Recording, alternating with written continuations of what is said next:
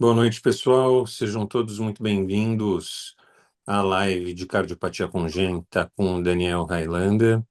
Daniel é professor da CCD, do segmento de pediatria e medicina intensiva pediátrica. É um tema incidente em prova de pediatria e incidente em prova de cardiologia também, e algumas vezes cai em clínica médica. Então, Daniel, seja bem-vindo. Obrigado aí pela disponibilidade do teu tempo para dar um tema tão importante para a gente. É uma excelente aula. Muito obrigado, meu querido. Se puder só me liberar como o host para poder Um, projetar. um segundo. Muito obrigado pelo convite e é sempre uma alegria poder falar da cardiopatia congênita e não como especialista, mas como alguém que gosta bastante e que já apanhou muito para conseguir ah, entender, enfim, se organizar. Então, o que eu vou demonstrar para vocês hoje nada mais é com que um modo, inclusive, que eu mesmo utilizei para poder entender um pouco mais, principalmente ali no beira-leito, principalmente ali diante de uma cirurgia, enfim, naquele momento mais complexo, aquelas coisas que nos dão um pouco mais de aflição e nos desafiam também, né, quanto assistentes. Então vamos lá. Acho que uma grande forma da gente ver isso é ver como é que o mundo cobra, né? Então isso aqui é uma questão de prova. Não foi uma prova de pediatria, viu? Não foi uma prova de título de pediatria, mas foi uma prova, como bem o Caio falou, uma prova geral. Olha só, recém-nascido ele é termo, filho de mãe que não realizou pré-natal, então a questão ela está te direcionando para alguma coisa que não foi identificada. Essa questão ela não gosta de brigar com você, ela não quer deixar outras pistas senão isso. E sem diagnóstico antenatal de cardiopatia, ok? Não consigo te falar o que era. No primeiro dia de vida apresenta sinais de baixo débito, então já é o primeiro dia de vida. Então é uma cardiopatia que tende a ser crítica, que tende a ser complexa, descompensou já no primeiro dia de vida. Tá bom, saturação aferida em membro superior direito de 80%, em membro inferior direito de 97%. Então, membro superior direito ela é menor do que a do membro inferior. Se a gente puxar um pouquinho ali na cabeça em relação ao teste do coraçãozinho, a gente vai ver que era para ser o contrário, né? Aquela saturação pré-ductal ali, membro superior direito, carótida, enfim, é para ser maior do que a do pé. Então aqui está invertido, né? A sinela alternativa que indica a cardiopatia mais provável e qual a conduta imediata. Então vamos ler as alternativas.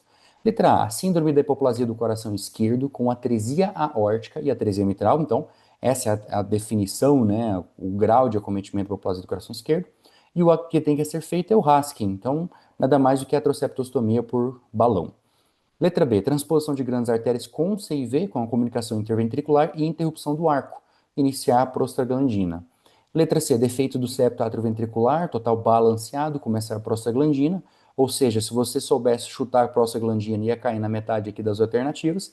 E a letra D, ele coloca uma atresia pulmonar com septo interventricular íntegro e fala sobre o procedimento de Haskin, que é o catéter por balão. Então, antes da gente pensar especificamente nessa questão, vamos essa questão me lembra um pouco, nesse momento que eu estou, assim, como médico, resolvendo essa questão, me lembra quando eu era pré-vestibulando e chegava uma questão do ITA, que o professor ia fazer uma coisa ridícula de inteligente e ia resolver em 3 minutos e que eu gastei 30 minutos para poder bolar algum tipo de raciocínio. É aqui que a gente vai chegar. Como nós vamos conseguir resolver uma questão que demanda esse conhecimento e com a certeza do que é, não por chute. Bora lá. Então, antes de chegar nessa aqui, eu quero contar para vocês como é que eu penso, como é que eu visualizo, como é que eu entendo a cardiopatia congênita. Nós temos aí umas 50, então decorar todas, curso clínico é impossível, não é produtivo, não faz sentido. Então, são três grandes máximas que eu gosto de falar dentro da cardiopatia congênita, aonde sangue, primeira delas, né, é igual ao desenvolvimento. Então, se eu entender o que é uma circulação fetal, como ela funciona, me antecipa em muito o que eu vou ter de pós-natal. Eu consigo antever, prever o que foi desenvolvido, o que não se desenvolveu. Eu consigo, inclusive, supor o que há de defeito inicial. Então, esse sangue igual a desenvolvimento é esse conceito inicial. O caminho da hemácia talvez seja nossa pérola aqui. É onde, a partir de uma descrição de um eco, a partir de uma descrição do diagnóstico em si, você começa a entender como é aquele paciente para saber, inclusive, o que, que ele vai saturar. Então, quer dizer que eu não preciso decorar o que, que cada cardiopatia satura. Inclusive, eu não recomendo. Até porque nós podemos ter a mesma condição com saturações diferentes. Então, se você pega o Falô, por exemplo. O Falô ele tem dois grandes espectros e um mundo entre eles. Você tem um Falô que satura normal, que é chamado de Pink Falô. E você tem um Falô que é o Falô cianótico, que é o Blue Falô. Então, você tem um Falô que desde a emergência, no período neonatal, até o Falô que opera na fase mais adulta, mais tardia.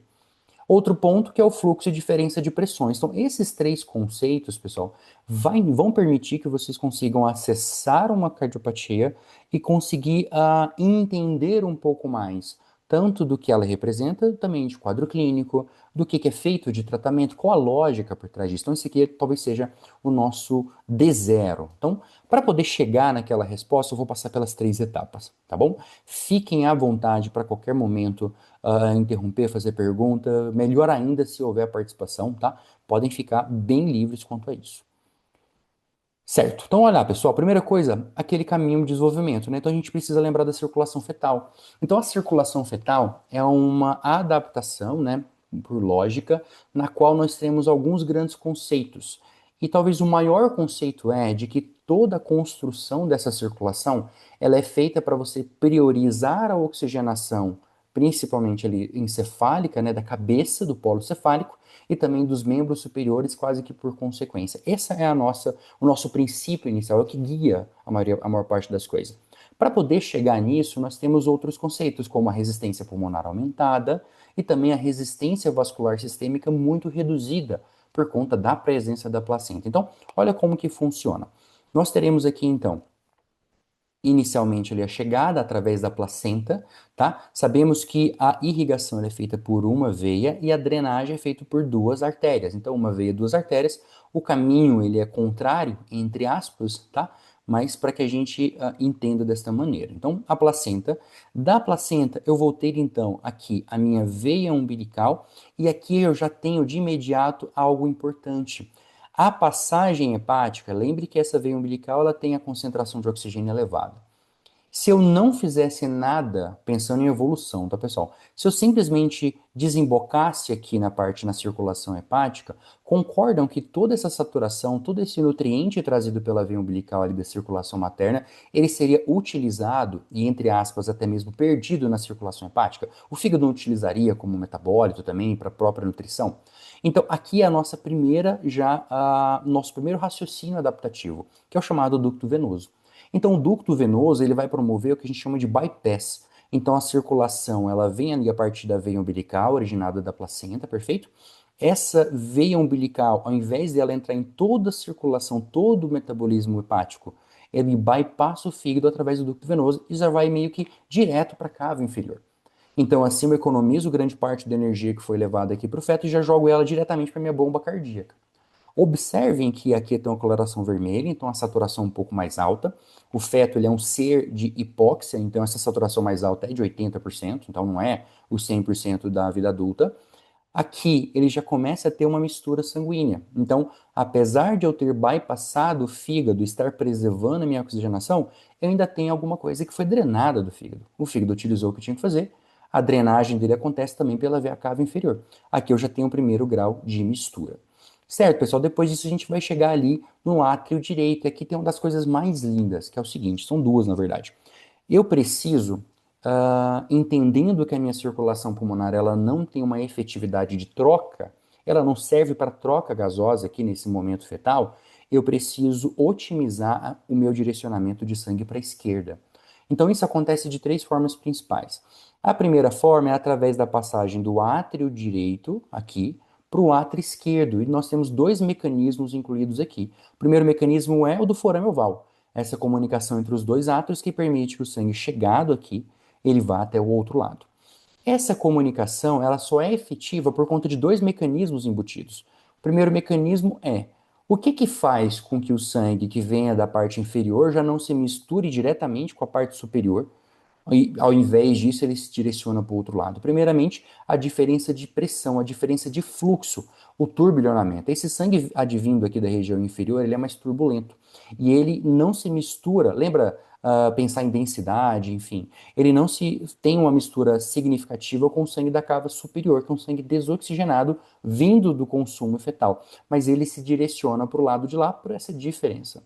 Outra facilidade, outro modo adaptativo que nós tivemos é a mudança, inclusive, do próprio relevo atrial. Então, dentro do relevo atrial, eu tenho alterações anatômicas, eu tenho ali como se fosse um trajeto anatômico nessa parede atrial, que vai fazer com que esse fluxo seja priorizado para ali a direção do meu forame oval para chegar ao átrio esquerdo. Então, dois mecanismos para já fazer com que esse sangue vindo da direita vá direto para a esquerda, tá? Mas, Daniel, esse sangue, nem todo ele vai para lá. Então, parte do sangue, inclusive, que vem da cava superior, vai para o ventrículo direito e nada impede, né? Enfim, pequenininho, uma parte ínfima que saia da direita e também vá para o ventrículo direito. Perfeito. Esse sangue do ventrículo direito, ele vai ganhar artéria pulmonar. E aí, pessoal, na artéria pulmonar tem outra coisa que é muito importante, que é um desvio existente ali dentro da minha artéria pulmonar para que eu chegue até a circulação sistêmica. Então, como é que isso acontece?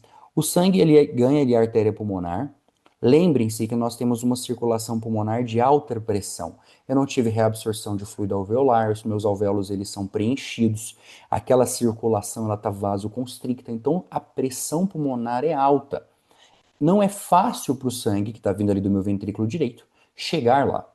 Então, ele vai ter essa relação e, além disso, ele encontra aqui, através do ducto arterioso, uma aorta de baixa resistência. Como eu falei para vocês, a placenta faz com que a resistência vascular sistêmica seja baixa. Então, para o sangue, é muito mais fácil, é muito mais entendível, inclusive, é fisiológico, inclusive, que ele ache um lugar de menor pressão. Então, para isso, ele, aqui no ducto arterioso, né, ele sai da circulação pulmonar e ganha a circulação aórtica.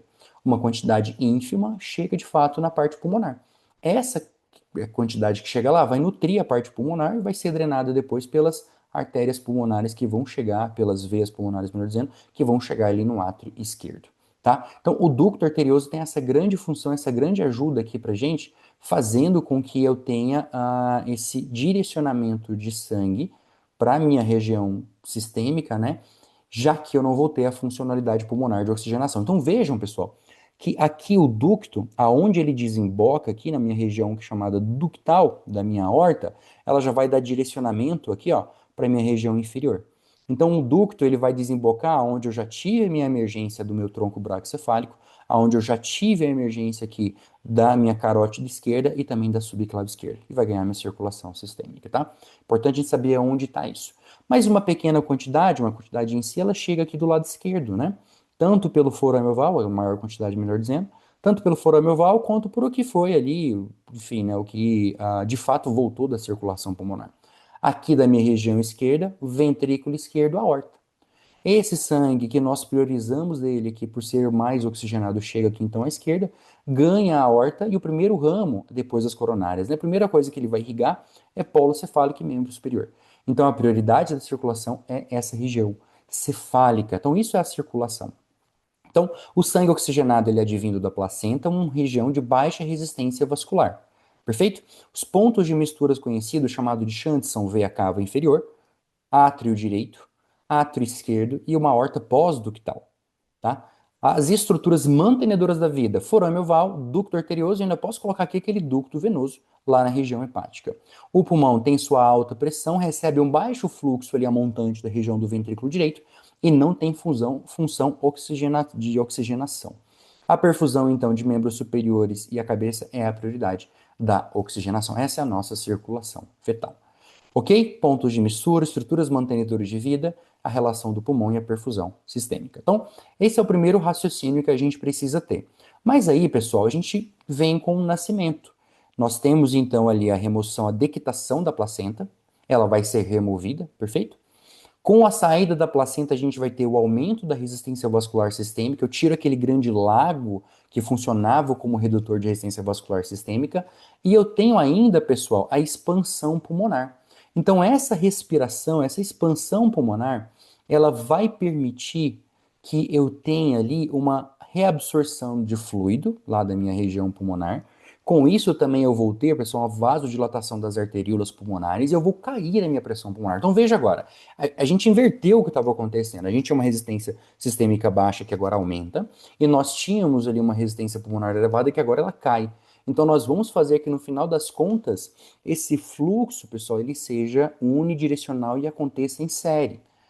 Depois que a gente tem o nascimento, nós temos os fechamentos das estruturas que existiam para a vida fetal. Então, o foromialvéolo ele vai se fechar, perfeito? Ele se fecha por conta dessa mudança da direção de fluxo. E a gente tem também ali, pessoal, o fechamento do ducto arterioso.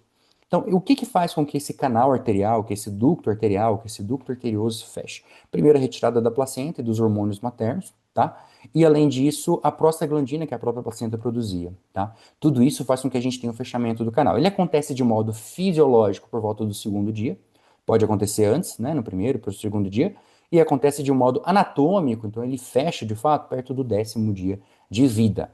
Então, importante a gente entender que só tem uma criança descompensando, não tenho nenhuma etiologia infecciosa, não tenho nenhuma etiologia de prematuridade, aspiração meconial. A criança está descompensando, apesar do restante estar indo bem, e principalmente nas primeiras 48 horas, a gente precisa se atentar, então, numa doença que era canal dependente e o canal agora está se fechando. Se eu tenho uma criança também excluída as outras etiologias, e agora a descompensação ela vai acontecer lá por volta da segunda semana, 14º, 15º dia, eu tenho que pensar que tem alguma relação com o fluxo pulmonar. Porque a minha resistência pulmonar começa a cair no nascimento e ela vai de fato, efetivamente cair num ponto que chega próximo ao que é fisiológico, né, do paciente maior, perto dessa data, 14º, 15º dia. Então, nessa fase, se eu tiver descompensação, desconforto respiratório, enfim, pensar que eu posso ter alguma cardiopatia que está fazendo com que o meu fluxo pulmonar aumentou, já que a minha pressão pulmonar, que era resistiva, caiu. Ok? Então, aqui a gente fecha, então, o que, que acontece depois do nascimento. Vamos para a nossa segunda conversa, que é em relação a fluxo e pressão. Então, uma grande pista para que eu chegue no desfecho, entenda a fisiologia, a fisiopatologia dessa condição anômala, é entender essa regra. Então, é o seguinte, pessoal, se eu tenho duas forças, né, eu vou chamar de duas pressões, e entre elas existe um gradiente, o fluxo dentro dessa estrutura, ele tende a acontecer da região de maior pressão para a região de menor pressão. Então, se eu tenho duas extremidades com duas forças exercidas nesse meu conduto, por exemplo, o direcionamento do fluido ali dentro ele vai acontecer da região de maior pressão para a região de menor pressão. Além desse gradiente de pressão, dessa diferença de pressão, ou seja, quanto maior for a diferença, maior tende a ser o fluxo, certo? E essa diferença de maior para menor direciona o fluxo. Então, além das diferenças de pressões desse gradiente, eu tenho também o conceito da resistência. Então, quanto maior for a resistência instituída, seja por conta do diâmetro do cilindro, né, ou do conduto, seja por conta da superfície, enfim, a resistência é inversamente proporcional ao fluxo. Maior a resistência, menor o fluxo. Então, esse conceito, pessoal, de quanto maior a resistência, menor o fluxo, e quanto maior a diferença de pressão, maior o fluxo, faz com que a gente entenda as doenças chamadas de hiperfluxo pulmonar. Como que assim? Então imagina comigo que você tem alguma alteração cardíaca, que o seu septo ventricular, aqui esse septo entre o ventrículo esquerdo e o ventrículo direito, ele não terminou de se formar. Então você tem uma comunicação entre os dois ventrículos. Numa condição normal, tá? Vamos pensar na fisiologia básica, o ventrículo esquerdo, que é um ventrículo sistêmico, ele é um ventrículo que vai ter maior força, maior robustez, maior pressão. Então a pressão do VE é maior do que o VD, vai fazer com que o meu fluxo se direcione para a direita. Se esse paciente tiver alguma outra coisa associada, Daniel, ele tem uma pressão do ventrículo direito aumentada porque ele é um HP, ele é uma hipertensão pulmonar. Então talvez esse fluxo não seja tão fácil para cá, ou talvez ele possa até inverter. Se a pressão do VD superar do VE, ele empurra o sangue para o outro lado. Tá? Então, se eu tenho esse racional, se eu penso em pressões, e se eu vou pensar aqui nesse fluxo e no direcionamento, eu consigo acessar o meu próximo passo, que eu vou falar com vocês daqui um pouco, que é o caminho que esse sangue faz, certo? Então, em relação ao fluxo e pressão, vamos ver aqui uma coisa muito simples da gente entender, que é o que a gente chama de sequência. Então, quando eu tenho uma alteração na minha vida fetal, né? Enfim, uma estrutura se altera e o meu fluxo de sangue a partir dela ele se reduz, ele fica reduzido. Aquelas estruturas que reduzem a sua irrigação, que perdem o fornecimento de suprimentos, elas não vão se desenvolver como deveria. Então, na doença da hipoplasia do coração esquerdo, né, na síndrome da hipoplasia do coração esquerdo, a gente poderia muito bem chamar de sequência da hipoplasia do coração esquerdo. Por quê? Se eu tiver alguma doença mitral, o meu fluxo para o ventrículo esquerdo, olha aqui, doença mitral, meu fluxo aqui para o ventrículo esquerdo ele fica reduzido. Meu ventrículo esquerdo não se desenvolve. Eu vou ter ali alguma hipoplasia do ventrículo esquerdo. Se meu ventrículo esquerdo não recebe sangue direito, não se desenvolve, não ejeta para a aorta de modo satisfatório, ou que deveria ser, a gente vai ter também alguma hipoplasia do arco ou doença até da válvula pulmonar. Por isso que a gente pode chamar de sequência de hipoplasia do coração esquerdo, tá? Então, faz sentido a gente pensar dessa maneira, já que eu posso deduzir a minha repercussão a partir então desse funcionamento, desse caminho que o sangue faz, tá? E por falar em caminho que o sangue faz, bora dar uma olhada aqui no que eu queria mostrar para vocês. Olha só. Se fluxo de sangue é igual a saturação esperado, eu já sei o meu conceito de fluxo e pressão. Vamos imaginar esse coração aqui? Tem aqui as minhas hemácias, lindas em 3D. Tô chegando aqui no átrio direito. Foram drenadas ali da veia cava superior e veia cava inferior, ok? Sangue desoxigenado. Esse sangue desoxigenado vai ali para a região do ventrículo direito, ok? Da região do meu ventrículo direito, a gente está vendo o átrio direito, o ventrículo direito. Ele vai ali mais ou menos para a região da artéria pulmonar. Olha lá. Ficou torto, Daniel. Vai para a região da artéria pulmonar. E na artéria pulmonar, ele tem três caminhos para seguir. Ele pode seguir o ducto arterial, ele pode seguir as artérias pulmonares. Ok? Veio da direita, chegou no ventrículo direito, artérias pulmonares vai chegar na circulação pulmonar e através aqui do meu ducto arterial, do canal arterial, chega também na circulação sistêmica. Mas e aí, como é que o sangue vem lá do lado esquerdo? Então, vindo do lado esquerdo, o sangue vai chegar ali através das minhas veias pulmonares, vai ganhar o meu átrio esquerdo. Lá no meu átrio esquerdo, ele vai tentar ir para o VE, pessoal. Então, átrio esquerdo, VE. Mas o VE, a mitral doente, o VE pequeno, o fluxo aqui pela aorta baixo, ele não consegue chegar lá. Então, do VE, ele volta para o átrio esquerdo. E aqui ele só tem uma forma de se resolver, que é ganhando aqui, através da minha comunicação interatrial, do meu foro oval, o átrio direito, voltando lá para o átrio direito. Então, veja só. Se eu consigo entender isso, eu consigo deduzir minha saturação. Então, olha, o sangue chega saturando baixo aqui da minha circulação venosa no átrio direito, vai para o ventrículo direito, até agora não teve nada de oxigenação, vai para a minha artéria pulmonar. Nada de oxigenação. Observem que, além da artéria pulmonar, ele vai também para o ducto arterial, para a minha circulação sistêmica. Então, o sangue que vai chegar lá, ele não é um sangue que teve grandes oxigenações. Mas vamos tentar entender quanto que ele oxigena. Vai lá para a região pulmonar, né? Artéria pulmonar. Da pulmonar volta para o átrio esquerdo, saturando bem, saturando normal. Olha como a cavidade está vermelha. Ventrículo esquerdo, saturando bem, saturando normal, mas não ganha aorta, não tem aorta suficiente, não vai crescer, enfim. Volta para o átrio esquerdo, esse sangue rico em oxigênio vai ganhar o átrio direito. Então vejam que aqui mistura. É uma saturação de drenagem, ali na casa de 60%, 50%, até menos, a depender, e uma saturação rica em oxigênio, 100%. Então, no final das contas, a minha saturação final ela vai ser uma saturação que a gente chama de saturação mista, já que vai ter tudo misturado. Então, eu consigo prever quanto esse paciente satura no sistêmico sem ter que decorar, porque eu fiz o caminho da hemácia. Essa etapa número 2 aqui da nossa comunidade, já é a 3 e a final, né, da nossa conversa. Então, eu consegui, a partir do meu racional de caminho da hemácia e de fluxo e pressão, determinar quanto satura, tá? Então, sabendo disso, vamos tentar resolver a nossa questão? Deixa eu ver se vocês têm alguma coisa a perguntar. Nada, tá tranquilo, né? Beleza, qualquer coisa vocês me chamem aí, me avisem, tá? Mas olha só, vamos então voltar para a nossa questão aqui, aonde falava o seguinte: o recém-nascido, filho de mãe que não realizou pré-natal e não tem diagnóstico antenatal de cardiopatia. No primeiro dia de vida, apresenta sinais de baixo débito cardíaco, saturação aferida em membro superior direito de 80% e em membro inferior de 97%. Assinale a alternativa que indica a cardiopatia mais provável e a conduta imediata. Beleza, então, antes de eu contar para vocês a resposta, eu queria que vocês me dissessem do que vocês acham que pode ser a Alternativa. Letra A. Esquerdo.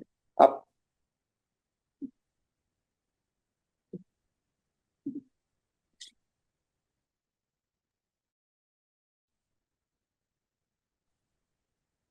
Olha que eu caí, gente. Deixa eu voltar aqui minha tela.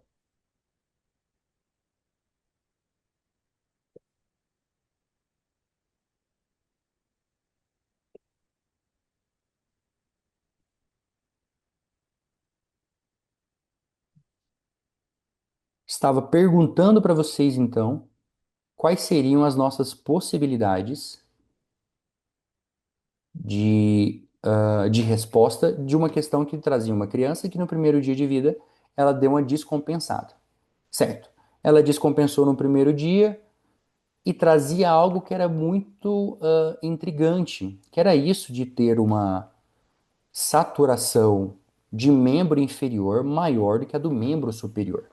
E aí nós temos as alternativas. Nós temos alternativas ali de simplose do coração esquerdo, letra B, transposição das grandes artérias com uma interrupção do arco, defeito do septo atrioventricular é a letra C, e além disso, a atresia pulmonar ali é a nossa letra D.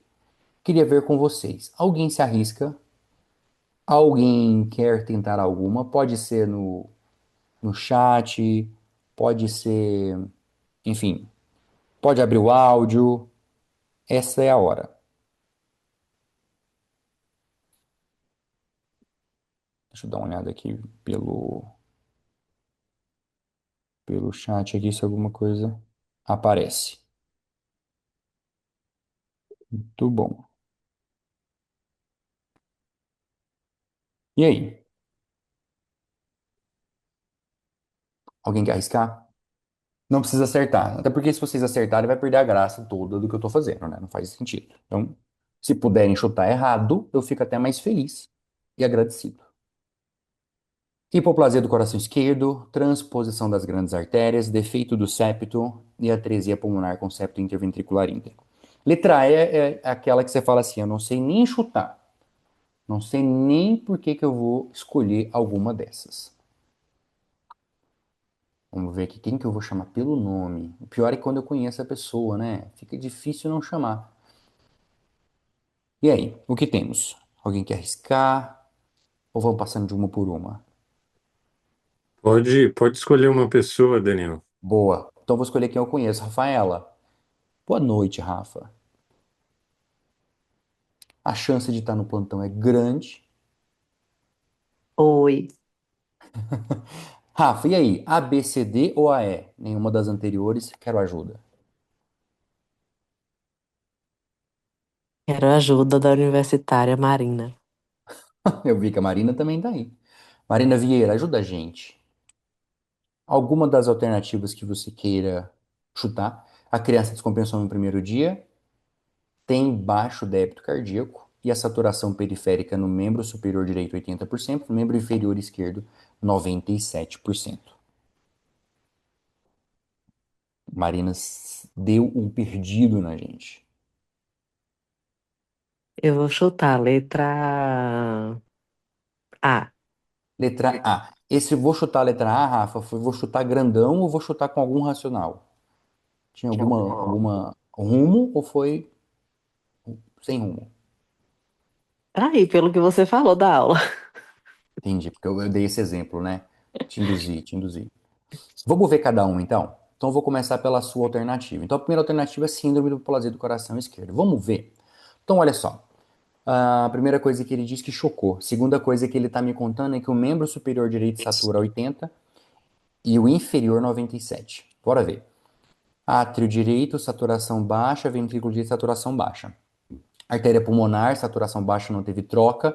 Pulmão, do pulmão enche de oxigênio, vem para o átrio esquerdo. O átrio esquerdo vem para o ventrículo esquerdo, não consegue chegar a lugar nenhum, já que eu não tenho uma via órtica que seja de fato efetiva. Então, se eu não tenho essa via órtica efetiva, ele volta para o átrio esquerdo, se mistura com o átrio direito. Então, o sangue que chega na circulação por si só é o sangue que está aqui na artéria pulmonar. Tanto é que o canal, já que aqui tá todo horroroso, fininho, né? Existe uma hipoplasia feia, o arco quase não funciona. Então, o sangue que vai irrigar, inclusive, a cabeça e a parte distal da minha aorta é o sangue que está aqui na artéria pulmonar, que foi esse sangue que misturou, tanto o átrio direito quanto o ventrículo direito. Então, não tem como a minha saturação divergir, mudar muito. Eu teria que ter alguma outra coisa associada à doença do canal aqui. Alguma coisa que me mostrasse que, além disso tudo, ainda tinha um problema de aorta para me levar para essa saturação que ela fosse diferente nos dois locais. A saturação aqui vai ser entre 80% e 85%, tanto o membro superior quanto o membro inferior. Ok? Vamos tentar a próxima. Então, já que a A não deu, vamos para a C? Eu pulei a B, talvez não por acaso. Então a C conta pra gente o seguinte, olha, um defeito do septo atrioventricular, então eu tenho uma falha no fechamento da CIA, do septo interatrial, e no fechamento do septo interventricular. Então eu tenho aqui esse defeito septo e ele fala pra gente começar o prostim, que é o prostagil, o prostagil, que é uma prostaglandina. Então o sangue vem do átrio direito, vai para o ventrículo direito, daqui vai para a circulação pulmonar, tudo saturando mais ou menos baixo.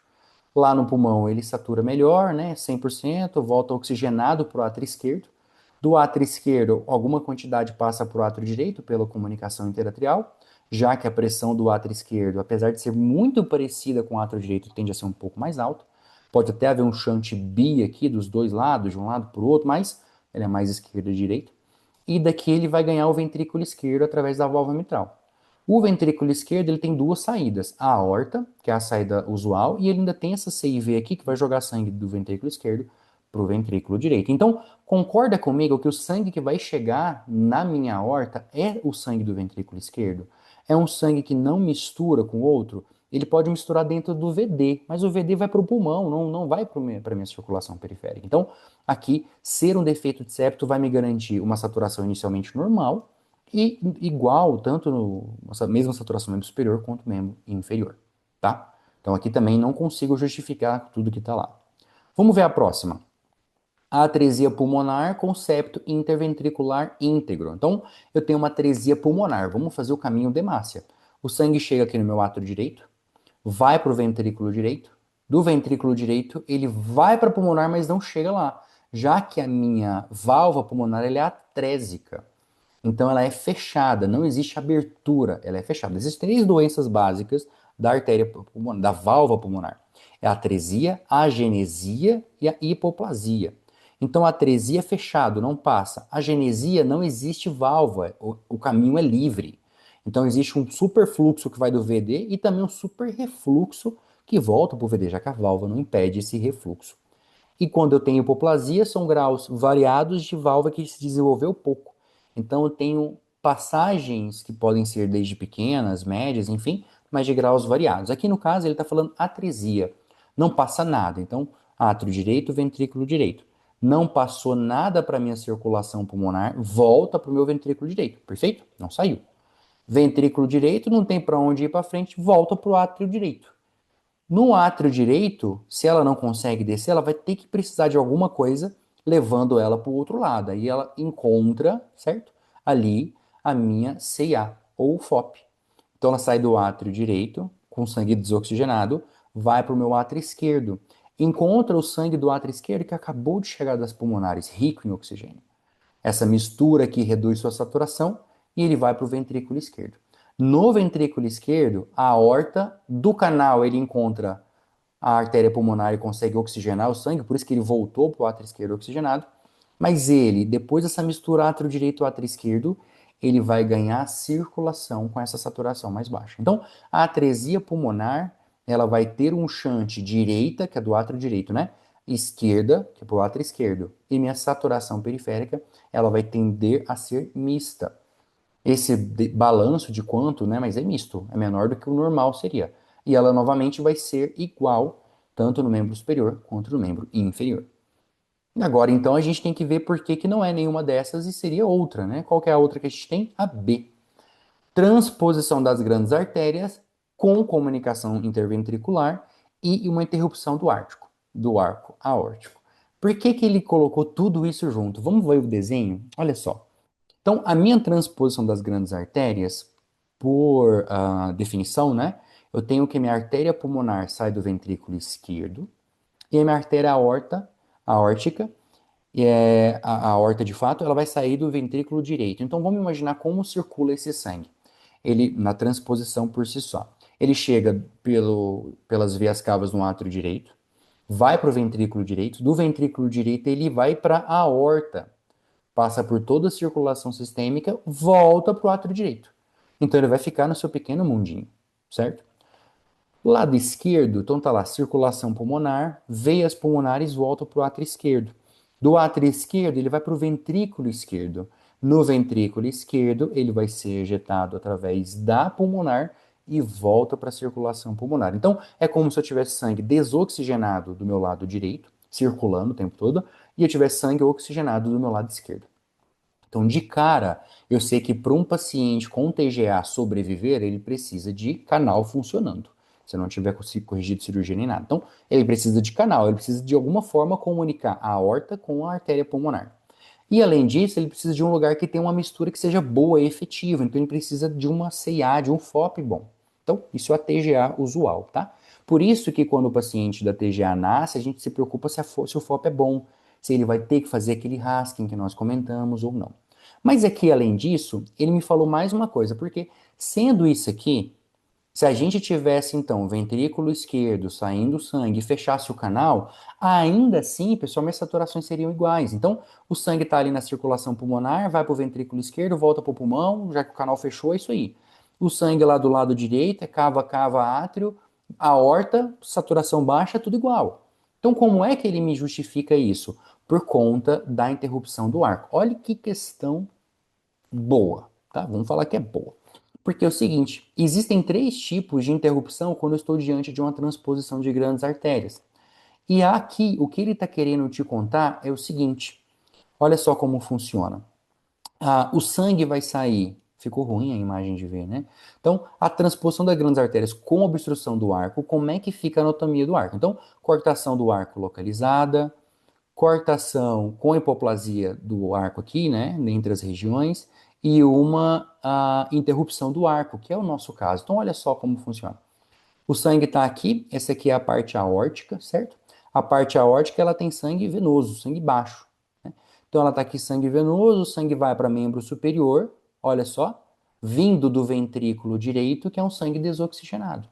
E ele vai ali, ó, pode pegar até um pouco da subclave esquerda. Se eu tenho esse arco interrompido, pessoal, o que vai nutrir essa subclave que está lá do outro lado é propriamente a pulmonar, já que ele tem uma interrupção, o arco não se comunica, a única coisa que fazia com que a oxigenação acontecia era o canal, o paciente nasceu sem diagnóstico, não usou nada de terapia farmacológica, fechou o canal, sobrou a anatomia pura dele, que é isso aqui. Então, o sangue que chega no membro superior, tanto na cabeça quanto subclave direita, né, quanto a carótida aqui, e aqui, ó, a subclave esquerda pode originar da outra, e a parte dos membros inferiores, elas vão se originar da minha parte do meu tronco pulmonar. Sendo assim, o sangue oxigenado está lá circulando no pulmão, né? Fechado, TGA. Ele está circulando também no membro inferior. É por isso que eu tenho uma saturação de membro inferior de 97% e por isso que eu tenho uma saturação de membro superior de 80%. Tá? A gente pode ser que até que se eu olhasse o membro superior esquerdo, por fazer parte aqui, ó, a subclave esquerda estar aqui, ele pudesse estar saturando normal no membro superior esquerdo e no pé. Por isso que a gente olha à direita no membro superior e qualquer um dos dois membros inferiores. De boa, pessoal? Facinho, né? O que vocês acharam? Rafa, agora você já pode falar. Fez sentido? Sim. Tá. Inclusive, eu ia chutar, eu tava na dúvida da A e da B. Aí eu fui Olha na aí, ó. A. Vendo? Da A e da B. A Marina deu perdido, a Tayane tá quietinha, mas enfim. Ah, como que a gente consegue fazer responder uma questão dessa? Eu preciso conhecer o que o nome significa, então ele me contou transposição das grandes artérias, eu sei que existe essa inversão, interrupção do arco, então o arco ele está interrompido, não é coarctado, então alguma parte vai receber fluxo diferente. E aí, entendendo isso, fazendo aquele raciocínio do caminho de Hemácia, fazendo o caminho através da diferença de fluxo e pressão, eu consigo chegar no diagnóstico, tá? Para poder fechar, pessoal, e não tomar mais tanto tempo de vocês, eu queria mostrar para vocês a classificação. Então, as cardiopatias congênitas, elas são divididas de forma didática entre acianogênicas e cianogênicas. Eu tenho dificuldade puramente de decorar. Então eu não consigo simplesmente decorar o que vem de cada um. Eu preciso fazer o racional fisiológico. Então eu chamo de acianogênica aquela que eu não tenho cianose de extremidade, né? Onde eu tenho uma hemoglobina desoxigenada menor do que 5. Então, hiperfluxo pulmonar, ela pode ser acianogênica, ou seja, sem cianose por fluxo e ainda assim ter o fluxo pulmonar aumentado. Inclusive faz sentido, né? Chega muito sangue no pulmão, eu oxigeno bastante aquele sangue e ele volta para a circulação cheio de oxigênio. Essas doenças são CIV, comunicação interventricular, e defeito do septo atrioventricular, os clássicos. A CIA demora um pouco mais para chegar aqui, mas também pode ser essa condição. Eu posso ter ainda, pessoal, uma acianogênica de fluxo pulmonar normal. É normo fluxo pulmonar. Se o fluxo pulmonar é normal, então ela vai ser acianogênica porque na hora de chegar no sistema deu algum problema. Então, a coarctação de aorta. Não é o fluxo pulmonar o meu problema. Nas cardiopatias congênitas cianogênicas ou cianóticas, a gente tem três grandes grupos, né? De hipofluxo pulmonar, o que faz sentido, de fluxo pulmonar normal e de fluxo pulmonar até mesmo aumentado. Então, de fluxo pulmonar diminuído, a tetralogia te falou, pode ser uma dessas. Eu tenho ali uma alteração de infundíbulo da minha válvula pulmonar, então é reduzido, estreito a base da válvula pulmonar lá embaixo e o sangue não consegue subir. Eu tenho uma atresia pulmonar, que nós conversamos ali durante a questão. Eu tenho aqui, por exemplo, a atresia tricúspide, também que vai ser uma doença de fluxo pulmonar reduzido. E aí eu vou ter o paciente cianogênico. Normofluxo pulmonar, é que a gente conversou sobre a transposição das grandes artérias. Então, o fluxo não está reduzido. Não tem obstrução da artéria que chega ao pulmão. O problema é que na TGA, a artéria que está no pulmão está fechada no pulmão e não chega no sistema. Quando eu meço a saturação, ela está baixa. E eu tenho as doenças que, apesar do fluxo ser aumentado, eu tenho shunt intracavitário. Então, eu vou ter o truncus, aonde é uma doença onde a artéria pulmonar e a artéria, a aorta, elas saem como uma artéria única de uma válvula só. Então, o sangue se mistura dentro do coração e sai nesse cano grande que vai chegar tanto no pulmão quanto na circulação sistêmica, completamente misturado. Eu tenho a hipoplasia do coração esquerdo, que a gente fez o caminho da hemácia dela, que apesar de o fluxo do pulmão, inclusive, ser alto, já que o ventrículo direito é o único que funciona, ele precisa e acontece uma grande mistura dentro do coração que vai fazer com que esse sangue seja desoxigenado e o paciente seja cianótico. Tá? Queridos, o que eu tinha para comentar com vocês era um pouco desse racional, de como a gente consegue, a partir de entendimento fisiológico simples, né? A gente não precisou de grandes conhecimentos, a gente não fez nenhuma reinvenção aqui, mas com esses conhecimentos direcionados, a gente conseguir abstrair o que um diagnóstico, o que um conceito nos traz e formular, inclusive, o que esperar desse paciente. Esse paciente vai se apresentar com dispneia e saturação normal, é um paciente que vai se apresentar num choque hemodinâmico franco, com periferia fechada, enfim. Então, da forma que eu consegui encontrar até mesmo para mim, para poder organizar essa nossa vida diante da cardiopatia congênita. Excelente, Daniel. Pessoal, alguém tem alguma pergunta, alguma dúvida? Eu tenho. Por Eu favor. queria saber, só para ficar claro, assim, o paciente que chega é um cardiopata, chega na emergência. Eu quero saber a cardiopatia que tolera, que no caso iria tolerar volume, chegando na emergência. Apenas a de hipofluxo pulmonar? Boa. Rafa, então é o seguinte. Então vamos falar dois grandes pacientes. O primeiro paciente é o paciente neonatal.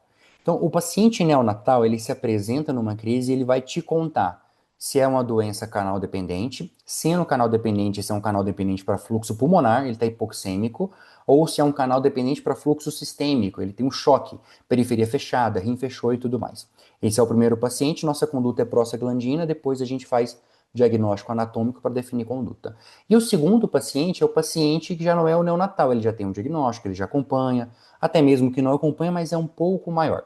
Esse paciente para gente, no pronto-socorro, eu gosto de pensar nele para poder conduzi-lo como hipofluxo pulmonar ou hiperfluxo pulmonar. A pergunta que você tem que fazer para ele, mais do que sobre se é volume ou não, é como que eu corrijo o choque? Eu corrijo o choque melhorando a oferta ou reduzindo o consumo ou os dois? Se eu vou melhorar a oferta, pode ser a oferta de oxigênio. Então, o paciente de hipofluxo pulmonar, ele vive num ambiente de hipóxia, então pode ajudá-lo o oxigênio. Enquanto o paciente do hiperfluxo, se eu fizer oxigênio, eu vasodilato o pulmão e posso piorar ele. Em relação ao volume, vai muito disso. A doença de hiperfluxo, ela tende a não ser tão dependente de volume a ponto de descompensar. O que não exclui. Se você tiver um paciente em diarreia, ele vai estar tudo represado no pulmão e não vai ter nada sistêmico, tá? Então, o que eu gosto de pensar é choque, hiperfluxo, hipofluxo, para onde eu vou? É o oxigênio que eu preciso ofertar. Eu preciso trabalhar mais com bomba, melhorar deságue pulmonar. Então, se você na beira do leito, né, das vezes que eu pude atender paciente no PS, inclusive sem ter o diagnóstico, o que a gente fazia era entender. O meu problema é fluxo sistêmico, o meu problema é fluxo pulmonar. Se o fluxo pulmonar, inclusive, está aumentado, a gente tem que procurar. Aquela ajuda nossa dos perfis de insuficiência cardíaca A, B, C e D, lembra? Sobre periferia e deságue pulmonar ajudam bastante também, que aí você consegue direcionar. E não podia faltar no meu discurso, né?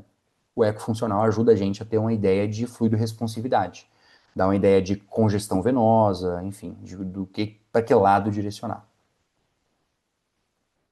E nem tudo é milrinone, antes que alguém fale. Mais alguma pergunta, pessoal? É, Daniel, eu fiz poucos pós-operatórios de cardiopatia congênita, até porque a minha maior expertise de cardíaca são em pacientes mais velhos. Mas transposição de grandes vasos foi a disparada, num garoto jovem, pior pós-operatório de cardíaca que eu já fiz na vida. É muito difícil o manejo e eu acho que tem, assim, uma relevância a temática grande, até porque, de novo, não cai só em pediatria, cai em pediatria, cai nas derivações da pediatria, cai na cardiologia e pode cair em medicina intensiva, né? Então é um tema de uma relevância bem substancial. Adorei tua live, sou fã das suas aulas. Obrigado.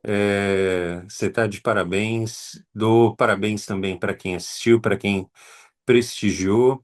Acompanhem, façam perguntas, tragam sugestões sobre temas. Isso é importante até para a gente adequar um papel social que tem a empresa com relação a um ensino de ponta, a um ensino de qualidade. Então, mande para a gente através dos professores, do chat, deem um feedback através dos canais do WhatsApp. Isso é importante para a gente. Daniel, uma boa noite, muito obrigado a todos. Fabi, obrigado pela presença. Um grande abraço, até mais. Tchau, tchau.